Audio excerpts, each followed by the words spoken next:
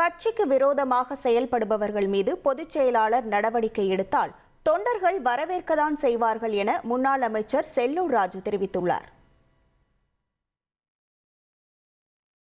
இதே இப்ப நீங்க நீ யாரை நோக்கி சொல்றீங்களா?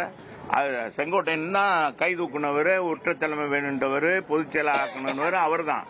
அப்புறம் இன்னைக்குன்னு என்ன வந்துருச்சு? என்ன ஒன்றுபடுது? பொதுச் செயலாளர் இந்த கட்சிக்கு எது நல்லதோ அதை செய்யறார். அவர் தலைமையில நம்ம போகும்போது இந்த நேரத்தில் நமக்கு யார் எதிரி? நமக்கு திமுக எதிரி. திமுக எதிரின்னா நமக்கு அவங்களுக்கு என்ன நிலத்தகராறா? ஒன்றும் இல்லை. திமுகவுக்கு அண்ணா திமுக நிலத்தகராறுலாம் ஒன்றும் இல்லை. மக்கள் விரோத ஆட்சி திமுக எப்போ ஆட்சிக்கு வந்தாலும் சரி, மக்கள் பணி செய்யாம அவங்க வாரிசு அரசியல முன்னெடுப்பாங்க. ரெண்டாவது என்னன்னா, பெருத்த ஊழல், கீழே இருந்து மேல வரைக்கும் ஊழல் நடக்கும். ஊழல் நடக்குதுன்னு நாள்தோறும் பத்திரிகையில நீங்களே போடுறீங்க, பத்திரிகையில காமிக்கிறீங்க. நிர்வாகம் மோசமாக இருக்குன்னு நீங்களே சொல்றீங்க. ஒரு எடுத்துக்காட்டு மாநகராட்சி நிர்வாகமே 200 கோடி ஊழல் நடந்தது. 69 மாநகராட்சி உறுப்பினர் இருக்காங்க திமுகவில். 69 பேர்ல 5 மண்டல தலைவர் எடுக்க முடியல, எடுக்கல. நிர்வாகம் இதனால மறு சீராய்வு, வரி சீராய்வு நடத்த சொன்ன நீதியரசரையும் இவங்க இன்னைக்கு நீதியரசரையும் மதிக்கல. நீதிமன்றத்தையும் இந்த ஆட்சியாளர் மதிக்கல, நிர்வாகம் மதிக்கல.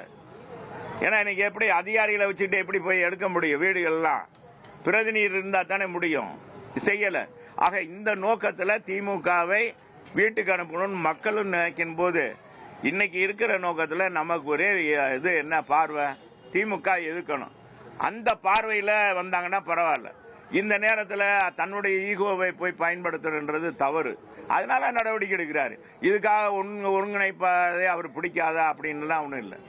எத்தனை பேர் இப்ப எங்க இதுல இந்த பேராசிரியர் போனாரு, வந்தாரு, அவருக்கு பதவி போட்டு கொடுத்திருக்காரு. எத்தனை பேர் போனாங்க, வந்தாங்க, களத்துல பணியாற்றுறவங்க அவங்க எல்லாம் கூப்பிட்டு தானே வச்சிருக்கோம்.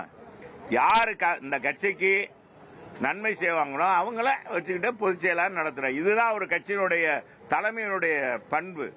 ஒரு தலைமைன்னு உருவாக்கிட்டா அந்த தலைமை சொல்றதுக்கு கட்டுப்பாடு நடக்கணும்.